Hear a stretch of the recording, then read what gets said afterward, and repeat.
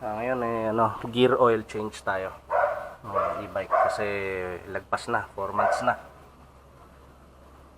Ito yung gagamitin natin na gear oil.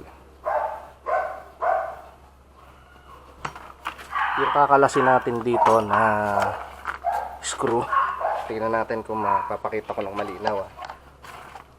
Ito yung drain. Saan ba yung drain? Ayan, pilitin natin maging malinaw yung ating tutorial niyan. Ayan, ito yung isang nut sa ilalim. Nag-iisa lang to na ano ba size nito? Ibang size yan ibabaw at ilalim. Check nyo rin yung sa inyo kung same. Ito yung isa. Ayan. Size na to 10. Ayan, bali ito G's. Tapos yung ibabaw niya 12. Ito yung isang kakalasin ilalim. Ayan. Kita ba guys? Ito to. Medyo malabo pero kita naman. Ayan. Tapos yung isa sa ibabaw. Dito tayo maglalagay ng gear oil din. Niluwagan ko na yan. Yan, since mahirap itong abutin ng kamay, ang gagawin natin, ito yung mga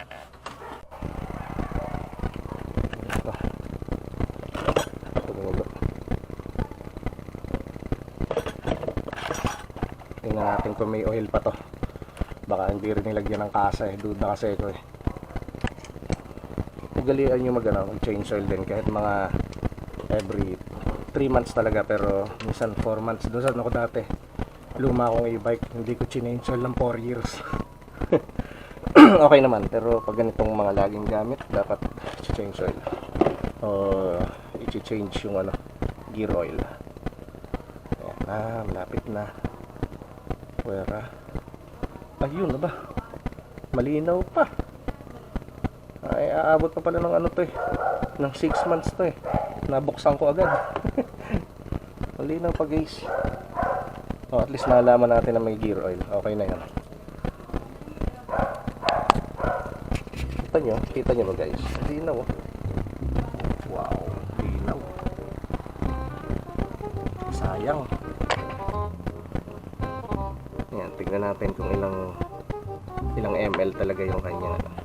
Ito masyadong madiin dito ay higpit lang. Yung higpit na parang ganyan lang yan. Kasi wala namang pressure yung yan. Differential. Bango. Okay. Ito talaga lalagyan ko ng langis kahit sa motor.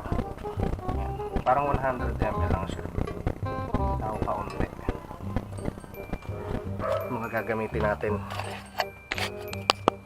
Bumili ako ng fuel hose, papuntang carburetor galing sa tangke ng mga motorsiklo.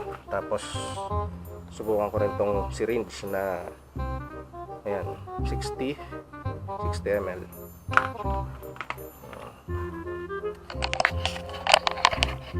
Dahil itutusok natin yan dyan sa ibabaw ng ringbilya. Okay. Tutusok natin dito. Kung pwede rin dito kung wala kayong syringe. Ito ang problema lang dito, hindi nabubuksan Pero kung mabubuksan to, sisip-sipin ko na lang. Papasip-sip.